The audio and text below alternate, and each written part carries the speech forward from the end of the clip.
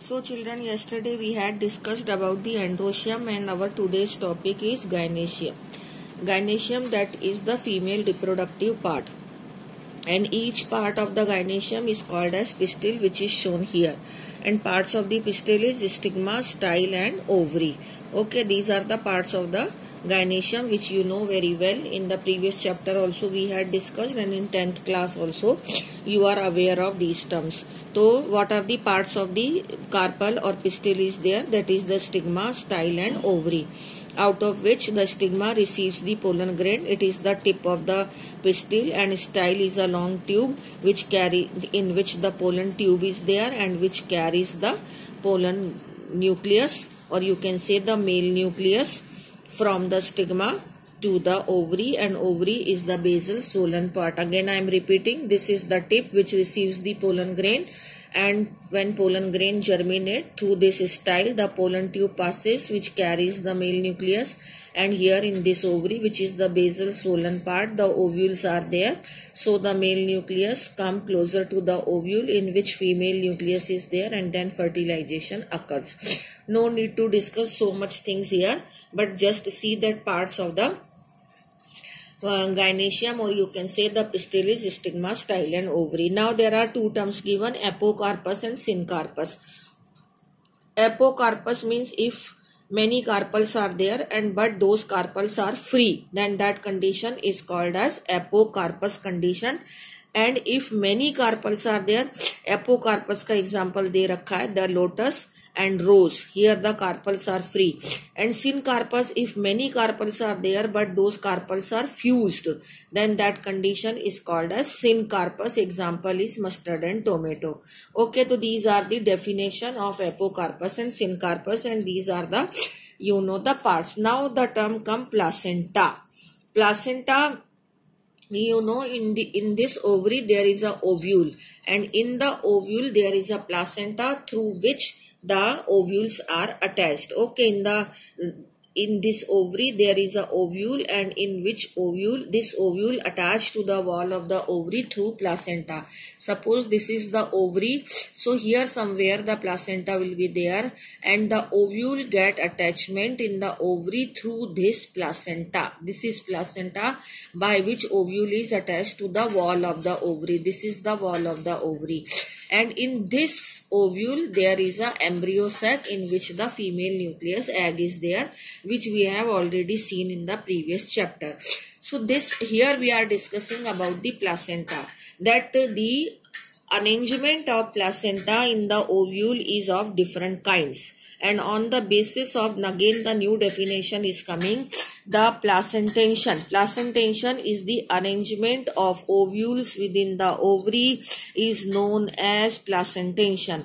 तो ovule actually placenta पर ही लगे हुए हैं, तो चाहे arrangement of ovules हो या arrangement of placenta हो, it is same. Arrangement of placenta or arrangement of ovules within the ovary is called as what? Placentation. Okay. Now this placentation is of various type, which is given here. That is the marginal placentation, axial placentation, parietal placentation, free central placentation and basal placentation. As I have written the example of these, you may also add the example from this paragraph. All these example are been taken and you can write them in front of them only. Marginal placentation example is pea, which I am going to show you here.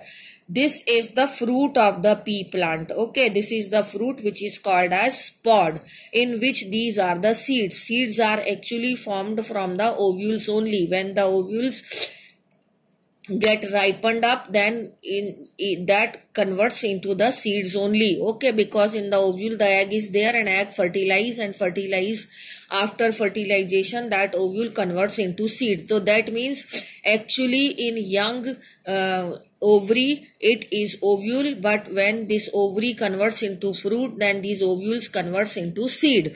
So seed is formed from ovule and fruit is formed from ovary. Okay. तो now we are to see the placenta. तो actually here there is a ridge मतलब एक उभार होता है on which these ovules are attached at its margin, so that this placentation is called as marginal placentation, whose definition is given. The placentation are of different types and these are there, but here they have given the placenta forms a ridge along the ventral suture of the ovary and the ovules born on this ridge, and this is called as what? Marginal placentation in P. The example is P. Now it comes the axile placentation. Example of axile placentation is China rose. Okay, what all the labeling I have done, you will also do it in your book also. China rose, axile placentation. This is the axis. ठीक है, this is the axis and this is what? This is ovary. This is representing here the ovary wall. Now you can say this ovary is now divided into many chambers through this partition wall. So these chambers are actually called as locule. Hence the ovary is here called as multilocular ovary. Okay, and this is the axis over which these ovules are attached. The axis is made of placenta only. This is placenta which is there in the axis, so that this placentation is called as axile placentation. Okay. Now it comes the parietal placentation. Example is mustard. Here they have given the parietal placentation of the mustard. Parietal mustard. So parietal word has come as the axis word has come through this center point. Okay, marginal placentation has come from this marginal point. Margin is there, so that marginal. Axis is there, so that axile. Now the parietal means periphery. This is the ovary and this is the inner wall of the ovary on which these ovules are attached. So these ovules are actually attached on the peripheral side of the ovary, but to the inner wall. Outer wall is this and inner wall is this. And this is placenta over which the ovules are attached, so that it is called as parietal placentation. And here the ovary has only one chamber, so this ovary is called as unilocular ovary. Sometime here the septum formation takes place afterwards, so that the ovary becomes bilocular and that false septum is formed. In mustard only that septum is called as raflum, but it forms later on. Now it comes the third one, that is the free central. Example is dianthus. Free central is, you can see that it is like the axile only. Here the placenta is present in the axis and the ovules are attached over it. Okay, and ovary is unilocular. But here the ovary was divided into many locules by the septum. But here it is not divided. Otherwise, in both the cases, the placenta is present in the center only. Hence it is called as free central, because freely it is present, not divided into locules. Okay, septa are absent in this class, in this type of placentation, that is free central placentation. Now it comes the last one, that is basal placentation of sunflower.